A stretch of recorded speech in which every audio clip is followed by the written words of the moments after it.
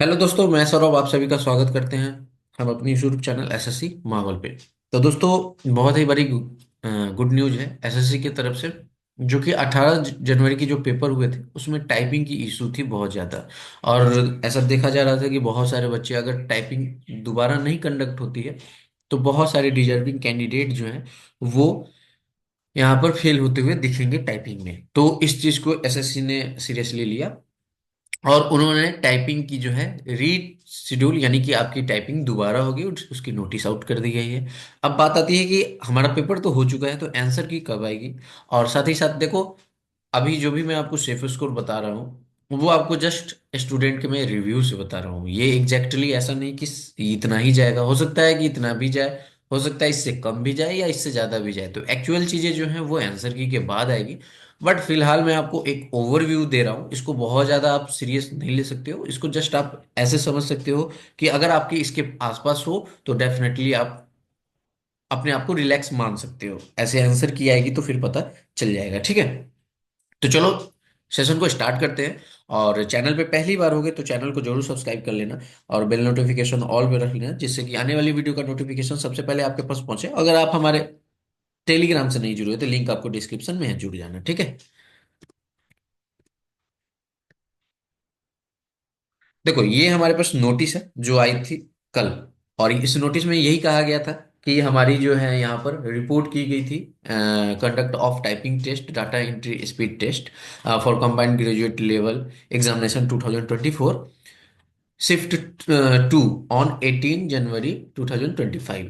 It has been decided to cancel. Okay, तो इसको cancel कर दिया गया है इस टाइपिंग को, यानी कि 18 जनवरी की जितने भी कैंडिडेट के टाइपिंग हुए थे ना, यानी कि हम सभी का टाइपिंग जो है वो कैंसिल हो चुका है, ठीक है। अब ये देखो, ये कैंसिल होने के बाद जो है यहाँ पर ये टाइपिंग जो है अब कैंसिल हो चुका है। अब कैंसिल होने के बाद हमारा क्या हो जाएगा, हमारे पास कैंसिल होने के बाद फिर से टाइपिंग की डेट आ गई है। वो डेट अच्छी खासी दी गई है, मतलब आपको एक अच्छा खासा टाइम भी दिया गया है कि 31 जनवरी को होगा, 1 बजे से होगा। और आपको वेन्यू जो है वो बता दी जाएगी 27 जनवरी को। जब एडमिट कार्ड आएगा तो आपको पता चल जाएगी कि आपके टाइपिंग कहाँ पे हो रहे हैं, किस सेंटर पे हो रहे हैं, ठीक है। चीजें क्लियर है, तो बहुत ही अच्छी चीज है एसएससी इस बार बातें मानी है और इसको सही कर दी है। क्योंकि हमने देखा था सीएचएसएल में भी टाइपिंग की इशू थी, बट उस पे बहुत सारे ग्रीवेंसेस डाले गए, बट ऐसा कुछ भी नहीं हुआ वहां पर कि आपकी टाइपिंग को दोबारा कंडक्ट कराया जाए या ऐसा कुछ। लेकिन इसमें जो है बहुत एसएससी अच्छी काम की है कि आपको जो है टाइपिंग के लिए फिर से फ्रेश एग्जाम कंडक्ट करा लेगी, तो ऑल इज वेल। ओके, तो यहाँ पर देखो कि हमारा टाइपिंग का तो इशू समाप्त हो चुका है। अब देखो यहाँ पर होगा, मतलब आपके जो मेन इशू अब क्या रहते हैं ना कि आंसर की कब आएगी, ठीक है। तो देखो, मैं आपको आंसर की का बता दूं। अगर देखो पेपर हो चुका है, ठीक है, टाइपिंग से तो अगर देखोगे ओवरऑल तो टाइपिंग से कुछ लेना देना है नहीं, ठीक है। सिर्फ हमें मतलब टाइपिंग का तो आंसर की में कुछ लेना देना है नहीं। बट अगर देखोगे कमीशन की, तो कमीशन के एग्जाम अभी ओवर नहीं हुए हैं। इस टाइपिंग के कारण ना एग्जाम जो है वो फुल्ली कंडक्टेड नहीं हुआ है, समझ पा रहे हो। तो अगर इस चीज को फॉलो किया गया कि एग्जाम फुल्ली कंडक्टेड नहीं हुआ है तो डेफिनेटली आपके टाइपिंग के बाद ही आंसर की आएगी, यानी कि फरवरी के फर्स्ट वीक में आपको आंसर की देखने को मिलेगी, ठीक है। अगर इस चीज को कंसीडर किया गया तो, अगर ऐसा नहीं होता है तो आपको आज से कल में आपको आंसर की लिंक जनरेट होती हुई दिखेगी। तो देख समझ लेना कि आपके 2 से 4 दिन में आपके आंसर की आ जाएंगे। बट मुझे नहीं लगता कि ऐसा होगा, क्योंकि जहां तक मेरा पॉइंट ऑफ व्यू यही कहता है कि अभी जो एग्जाम है वो फुल्ली कंडक्ट नहीं हुई है। मैटर ये नहीं करता कि टाइपिंग उसको आपके आंसर की में आ रही है या नहीं आ रही है, ऐसा कुछ भी नहीं। ये आंसर की आपकी रिलीज नहीं करेंगे जब तक आपकी टाइपिंग नहीं कंप्लीट हो जाती है। तो हो सकता है कि आपकी टाइपिंग 31 को हो जाए, 31 को ही आंसर की जनरेट हो जाए और 1 को आपको देखने को मिले, ऐसा आपको हो सकता है, ठीक है। तो बहुत जल्दी आपको देखने को मिलेगा आफ्टर आंसर टाइपिंग, ठीक है। तो मैं क्लियर चीजें आपको बता रहा हूँ कि बिल्कुल भी पैनिक मत होइएगा। और साथ ही साथ मैं आपको अपने जो भी मैंने जितने भी मेरे ग्रुप हैं उसमें बात हुआ, कैंडिडेट बताएं, कमेंट्स में बताएं, तो बहुत सारी सारे कैंडिडेट से बात करने के बाद जो रिव्यू आया है उसके अकॉर्डिंग मैं बात कर रहा हूँ, ठीक है, कि क्या क्या आपके एक सीट के लिए क्या सेफ स्कोर हो सकता है। तो देखो, मैंने आपको पहले ही बता दिया है कि एसएससी सीजीएल में safe score on the basis of student review, हमेशा ध्यान रखना। ये स्टूडेंट रिव्यू के बिहाफ पे मैं बता रहा हूँ, ऐसा नहीं कि मैं अपने से कोई कट ऑफ आपको वीडियो बता रहा हूँ, क्योंकि कट ऑफ वीडियो अभी बताना, कट ऑफ अभी बताया ही नहीं जा सकता, क्योंकि एक्चुअल में क्या मार्क्स आ रहे हैं किसी को कुछ पता नहीं। अब मुझे लगता है कि मुझे 300 आएंगे, बट मैं पेपर अगर आंसर की आया तो हो सकता है कि मुझे 295 आएंगे। ठीक है। किसी को लग रहा है कि 305 आएंगे। ठीक है, हो सकता है कि आंसर वो बहुत जो उसके डाउट्स वाले क्वेश्चन है उसको हट हटाकर वो बता रहा है, क्योंकि रिव्यू का तो मतलब वो अपना बता रहा है ना कि इतने तक आ जाएंगे। ठीक है। तो अगर 305 आ रहे हैं और वो जो सोच रहा है कि कोई क्वेश्चन गलत होगा, और उसके क्वेश्चन गलत नहीं होते हैं, आंसर सही हो जाता है, और उसके 315 भी आ सकते हैं। तो ये चीजें आपकी वेरिएशन करेगी। तो कट ऑफ जो है इसके बिहाफ पे ही डिपेंड करेगा कि आपके आंसर की में क्या एक्चुअल मार्क्स आ रहे हैं, उस पे आपकी कट ऑफ टोटली डिपेंड करती है। ऐसा नहीं कि मैं आपको ऐसे भी आके कुछ भी बता दूं कि ये कट ऑफ चली जाएगी। ठीक है। तो कट ऑफ के लिए बिल्कुल भी परेशान मत होइएगा, ये कट ऑफ नहीं है, मैं आगे ही बता दूं, क्योंकि बहुत सारे ऐसे महानुभाव हैं कि वो भी इस वीडियो में आके कमेंट कर देंगे कि कट ऑफ बता दिए। भाई ये कट ऑफ नहीं है, जस्ट आपके आइडिया के लिए है कि अगर आपके आपके इतने इतने मार्क्स आ रहे हैं तो डेफिनेटली आप अपने आप को पेपर क्लियर करने के लायक समझो। ठीक है। देखो 18 जनवरी का पेपर जो हुआ था, इससे जो था ना, थोड़ा सा 2-4 नंबर का 2-4 क्वेश्चन का वेरिएशन था। यानी कि ये शिफ्ट जो है, अगर 2 शिफ्ट में पेपर हुई है तो इसे आप हार्ड कह सकते हो। अब देखो बहुत हार्ड तो नहीं कह सकते, बट हार्ड है। और इसे आप मॉडरेट कह सकते हो। ठीक है। यानी कि अगर इन दोनों में डिफरेंस देखा जाए तो इसे आप इजी कह सकते हो। ठीक है। जैसे कि ये बहुत हार्ड नहीं है। कहाँ गया मेरा कर्सर? हाँ, यहाँ पे बहुत हार्ड ये नहीं है, तो ये आपका बहुत इजी भी नहीं है। ठीक है। बस आपको यहाँ से 4 से 5 क्वेश्चन का वेरिएशन देखने को मिल रहा है। ठीक है। तो देखो 4 से 5 क्वेश्चन का वेरिएशन अगर देखोगे तो 12 से 15 नंबर आपके होते हैं। ठीक है।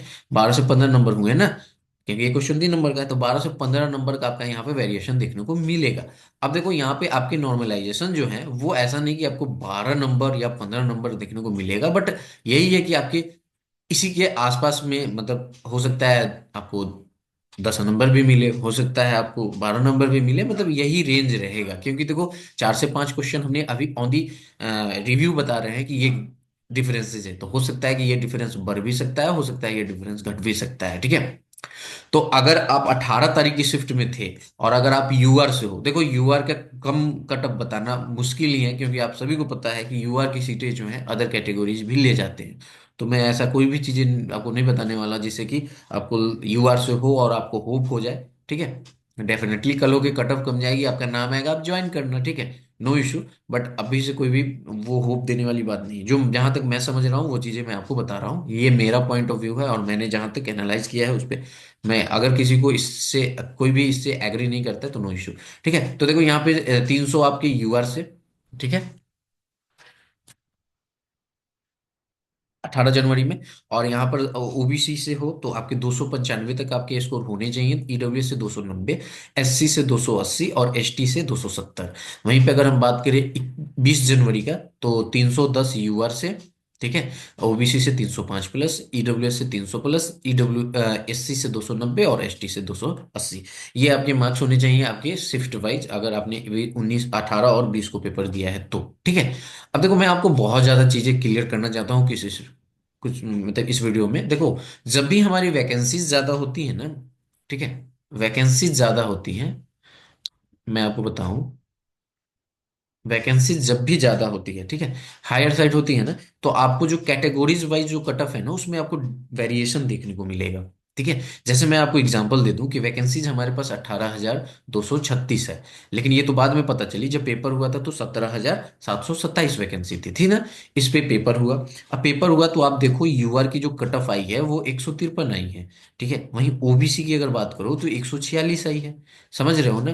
तो मैं आपको यही समझाने की कोशिश कर रहा हूँ कि इसमें आप देखो वेरिएशन है, अगर यही वैकेंसीज पास पास होती, मीन्स अगर आपकी 8,000 8,500 होती, तो जैसे ये 153 गई है ना, तो कहीं ना कहीं ओबीसी 151 होती। ऐसा होता है, आपको इतना डिफरेंस देखने को नहीं मिलता। तो सिमिलरली आपको जो है ना, मेंस में भी जब भी आपकी कट ऑफ आएगी जो भी, उसमें आपको यूआर की थोड़ी हाई ज्यादा दिखेगी आपको, और अदर कैटेगरीज की जो है उसमें आपको इन कंपैरिजन टू यूआर आपको कम दिखेगी। ठीक है।